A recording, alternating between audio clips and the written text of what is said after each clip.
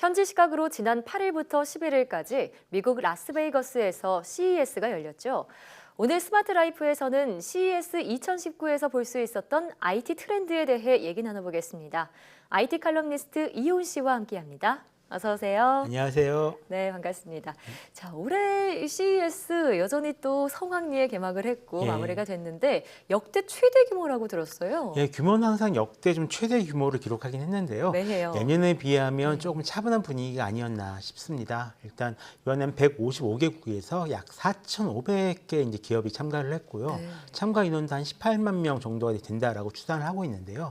이게 참가 기업 수는 조금 늘었어요. 네. 근데 이 참가 인원은 그 예년과 좀 비슷한 수준이었거든요. 그렇군요. 아무래도 이 미중 무역 갈등에다가 새해부터 좀 실적이 안 좋다는 얘기가 좀 많이 나와서 좀 그런 탄도 있는 것 같은데요. 네. 전 덕분에 오히려 좀 재미있는 변화의 씨앗을 좀 더 많이 목격할 수 있지 않았나 싶습니다. 그 덕분에 더 재미있었다라고 하셨는데 이 CES를 우리가 매년 세계 최대 가전 박람회다 이렇게 예. 부르잖아요. 그만큼 한 해의 IT 트렌드를 알 수 있는데 올해의 트렌드는 어떤 거였나요? 이 CES에서는 이제 올해 떠오르는 기술 경향, 기술 트렌드로 5가지를 이미 선정을 해서 발표를 했습니다. 예. 인공지능, 스마트홈, 디지털 헬스케어, e스포츠, 또 보건력을 갖춘 스마트 도시인데요. 사실 진짜 주인공은 인공지능이랑 TV, 그 모빌리티 같은 자율주행차죠. 네. 이 스마트폰이 뒤로 밀려나면서 이들이 주인공으로 떠오른 지가 한 4, 5년 정도 이제 되고 있는데요. 네.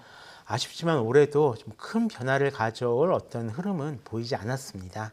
그러니까 좀 관람객들이 환호성을 터뜨릴 만한 그런 것들은 부족했다 이렇게 평가를 내리시는 것 예. 같은데요.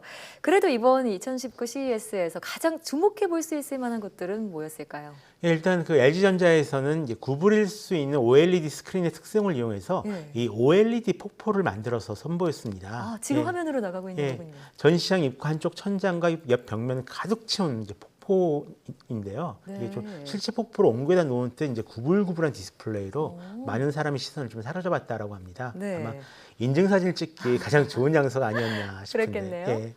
또 그 미국의 헬리콥터 제조업체 벨 같은 경우에는 미래형 에어택시 벨 렉서스를 최초로 공개해서 네. 많은 화제를 불러 모았습니다. 벨 렉서스는 이 수직 이착륙이 가능한 항공 택시인데요. 네.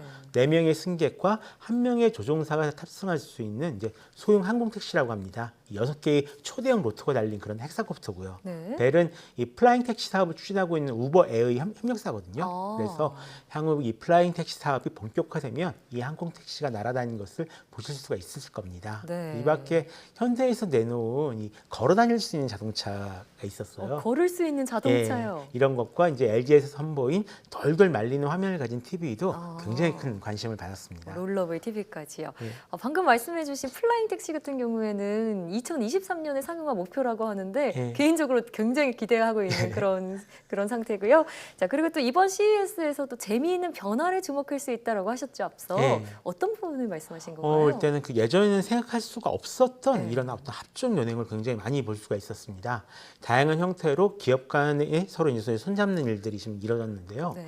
예를 들어서 앞으로 삼성과 LG, 소니, 비주오 등 이 회사에서 만든 TV에서 아이폰으로 산 콘텐츠를 볼 수 있게 되었습니다. 아이폰으로 산 콘텐츠를요? 예, 이제 아이튠즈가 탑재되거나 아니면 애플 홈킷, 이제 에어플레이 2라는 무선 전송 기능을 넣기로 한 건데요. 네. 지금까지는 이 애플 TV라는 제품을 쓰지 않으면 영상 무선 전송은 어떤 기기에서도 쓸 수 없었거든요. 볼 수 없었군요. 예, 그런데 그게 갑자기 풀려버린 겁니다. 네. 물론 이제 애플이 앞으로 올해 비디오 스트리밍 서비스를 이제 출시할 예정이기 때문에 이뤄진 그런 결정이긴 하지만요. 네, 최근에 기술 혁신이 워낙 빠르게 이루어지니까 한 기업이 단독으로 그런 변화에 대응하기가 어렵기 때문에 나타난 변화라고 보이는데요. 이 애플뿐만이 아니라 다양한 기업에서도 협력을 진행하고 있다고요. 네, 그렇습니다. 이 애플뿐만 아니라 그동안 독자적인 AI 플랫폼을 이 빅스비라고 있었잖아요. 네. 예, 삼성에서 굉장히 고집해오는 건데 삼성도 이번에 빅스비뿐만 아니라 구글 어시스턴트랑 아마존 에코, 알렉사까지 좀 동시 표준으로 이제 가전기기에서 지원을 하기로 했습니다. 네. 또 현대차 같은 경우는 중국 바이두 인공지능 기술을 탑재한 차량을 이제 선보였었고요. 또 이 바이두 같은 경우는 또 미국 전기차 스타트업이랑 손을 잡고 네. 이제 월마트 무인 배달 서비스에도 이제 나서기로 했는데요. 네. 이미 이 자율주행차 배달 서비스를 구글 웨이모가 하고 있기 때문에 오. 바이두와 구글이 벌이는 어떤 이 경쟁도 좀 재미있게 볼 수 있을 것 같습니다. 그렇겠네요. 이런 협력의 흐름은 알고 보면 결국 이제 인공지능 때문인데요. IT 업체에서 인공지능을 개발하고 뭔가를 하려고 해도 이 제조업의 도움을 반드시 받아야만 되거든요. 또 네. 제조업에서도 인공지능 도움 없이는 이제 새로운 제품을 내놓기가 굉장히 어려워졌습니다. 그래서 당분간 이런 합종 연행의 흐름은 좀 쭉 이어지리라 생각하고 있습니다. 네, 그 기업들이 동맹 체제를 구축해서 서로 부족한 부분을 네. 보완해 나가는 모습들이 참 흥미로운데요. 자, 최근 ICT 기술을 변화하면 또 5G 기술 빼놓을 수 없잖아요. 그쵸. 이번 전시회에서 주목을 받았던 그런 5G 기술이나 또 TV 같은 게 새로운 것들이 있다면 소개해 주시죠.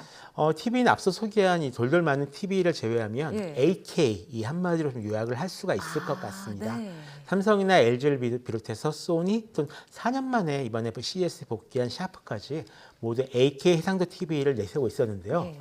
워낙 가격이 비싼 편이라 아. 당분간 그림의 떡이라고 생각하시면 됩니다. 네. 웬만한 직장인들 막 1년 연봉 그렇게 비싼 스마트 TV들이 있으니까요. 또 네.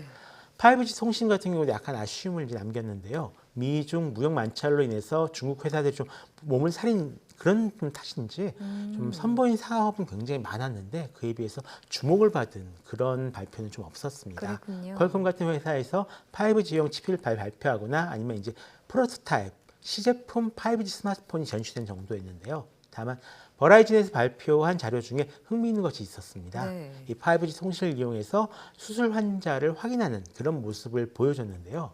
스마트폰 말고도 5G 네트워크가 어떻게 이용될 수 있을지 조금 기대를 하게 한 그런 발표였습니다. 네. 그밖에 뭐 국내 이동통신사 같은 경우에도 이번에 5G를 이용해서 즐길 수 있는 컨텐츠나 자율주행 관련 기술을 상당히 많이 선보이기도 했었습니다. 네, 방금 말씀하신 자율주행차 이 부분도 빼놓을 수 없을 텐데 네.